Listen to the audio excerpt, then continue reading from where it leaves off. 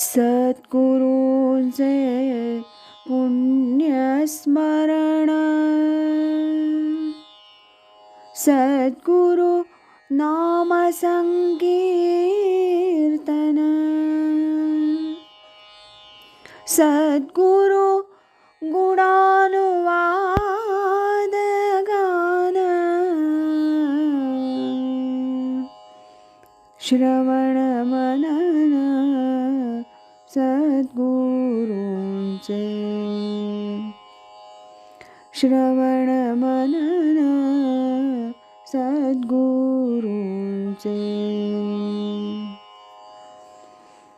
आज ऐकूया स्वामी स्वरूपानंद एक अलौकिक राजयोगी या ग्रंथातील प्रकरण 5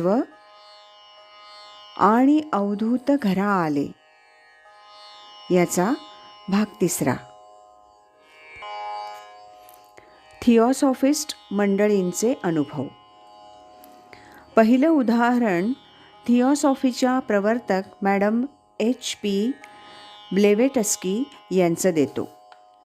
मॅडम ब्लेवेटस्की त्यावेळेस अवघ्या 17-18 वर्षांच्या होत्या.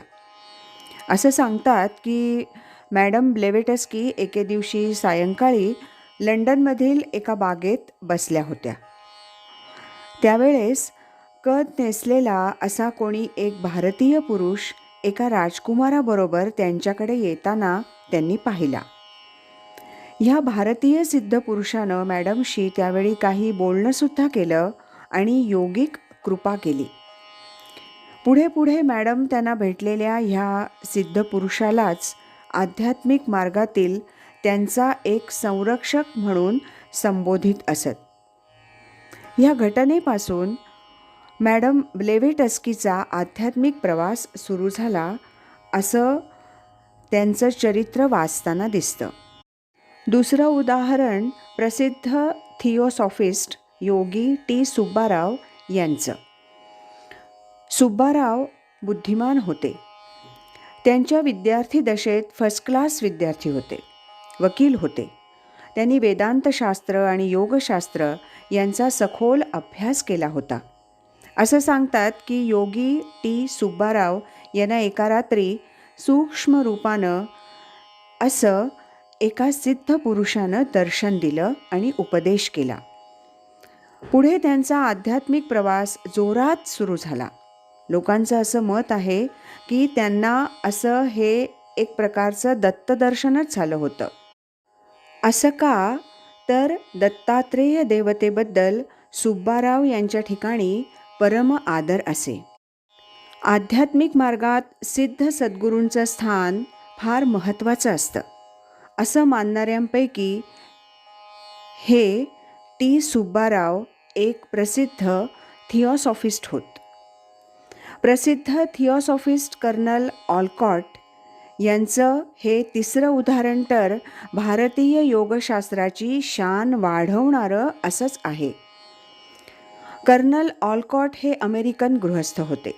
कर्नल साहेब एका रात्री आपल्या खोलीत वाचत बसले होते.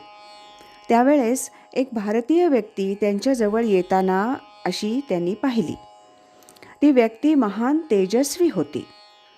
त्या व्यक्तीनं भारतीय पद्धतीचे पांढरे कपडे घातले होते आणि डोक्याला भारतीय पद्धतीची पांढरी पगडी घातली होती. कर्नल ऑलकॉट या त्यांच्या प्रत्यक्ष दृष्टांतातील त्या सिद्ध पुरुषाचं वर्णन करताना लिहितात, he was so grand man, so imbued with the majesty of moral strength, so luminously spiritual, so evidently above the average humanity, that I felt abashed in his presence and bowed my head and bent on my knee as one does before God or God-like personage. A hand was lightly placed on my head. Colonel Olcott यांनी वर्णिलेला वरील दृष्टांत योगशास्त्रदृष्ट्या शास्त्रशुद्ध आणि मनोवेधक असाच आहे. त्यांच्यावर दृष्टांतात झालेली सिद्ध कृपा दीक्षाविधी दाखवणारी अशीच आहे. योगशास्त्राच्या प्रांतात किंवा अमनस्क योगाच्या प्रांतात मन शून्य होणाऱ्या अगदी जवळच्या स्थितीत सिद्ध पुरुषाच्या कृपेनं येणाऱ्या अनुभवाचं स्वरूप समजावं म्हणून आत्ताच काही उदाहरणं दिली.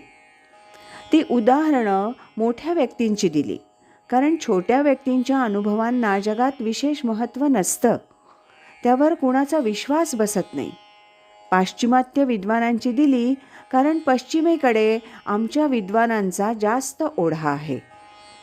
फ्राईड असं म्हटलं की कळतं, उमजतं आणि पटतं. आईन्स्टाईनचं असं मत आहे असं सांगितलं की विश्वविद्यालयातील आधुनिक केरोपंत छत्र्यांचं छत्र जरा हलतं. असो, आता ह्या प्रकरणातील मूळ विषयाकडे वळतो. शक्तिपात दीक्षेचं रहस्य. स्वामींच्या यौगिक शक्तीचे एकामागून एक असे अनुभव येत होते. माझं सद्गुरू चिंतन चालूच असे. सारखा स्वामींच्याच चिंतनात असे. स्वरूपानंद आणि पावस ह्या व्यतिरिक्त विचार माझ्या मनात नसतच. असाच काळ चालला होता. आता 14 वर्षांच्या अनुभवानंतर म्हणून लिहितो, इतःपर ह्या विषयावर लिहिण्याचा माझा अधिकार नाही ह्याची जाणीव मला आहे. योगशास्त्रदृष्ट्या सद्गुरूंनी शिष्यात शक्तिपात केला आहे किंवा नाही ह्याचा शोध घेण्याचा सुरुवातीला तरी शिष्याला एकच मार्ग उपलब्ध असतो, तो असा, शिष्यानं कधीकधी आपलाच असा आपल्या अंतर्यामी खोल असा शोध घ्यावा. तपासावं आपले भाव कसे आहेत, आपली मनीची बैठक कशी आहे ते बघावं. निशिदिनी सर्व कार्यात सद्गुरूंची अशी आठवण आपल्याला कितपत येते, सद्गुरूंचं स्मरण आपल्याला कितपत होतं हे तपासावं. तारुण्यात एखाद्या सुंदर मुलीवर एखाद्या तरुणाचं प्रेम बसतं. त्या मुलीचं त्या तरुणावर प्रेम बसतं. त्यावेळी ती मुलगी कशी त्या तरुणाच्या मनात अगदी घरटं करून बसते, चिमणीच्या घरट्याप्रमाणे. आपल्या मनातील त्या छोट्या घरट्यात तो तरुण कसा त्या मुलीच्या नकळत म्हणा, प्रकट म्हणा किंवा चोरून म्हणा पदोपदी आठवण करीत असतो. पहावं, शिष्यानं सुरुवातीला तरी असं खोल पहावं, आत पहावं, अंतर्यामी तपास घ्यावा. बघावं की सद्गुरूंनी आपल्या पहिल्याच भेटीत असं एखादं शाश्वत घरटं आपल्या मानस मंदिरात बसवलं आहे किंवा कसं. आणि तसं एखादं शाश्वत घरटं सद्गुरूंनी तुमच्या मानस मंदिरात बसवलं असेल तर खुशाल समजा सद्गुरूंनी तुमच्यात शक्तिपात केला आहे म्हणून. पहिल्याच दिवशी तुम्ही सद्गुरूंना जिंकलं आणि सद्गुरूंनी तुम्हाला जिंकलं. नंतर तुमच्या अनेक सद्गुरू भेटीत उरतं ते फक्त सद्गुरू प्रेमाचं स्पंदन, सद्गुरू भक्तीचा विलास आणि समर्पणाची परीक्षा. का कुणास ठाऊक, माझ्या इसवी सन 1962च्या आणि अगदी पहिल्याच भेटीत स्वामी स्वरूपानंदांनी माझ्या मानस मंदिरात असं एक छोटं घरटं केलं होतं. पुढं मी सारखा स्वामींच्या चिंतनात राहू लागलो, इतका की गुरु, आत्मा आणि देव ह्यात माझ्या लेखी तरी फरक उरला नव्हता. स्वामी स्वामी स्वामी असं माझं जीवन झालं होतं.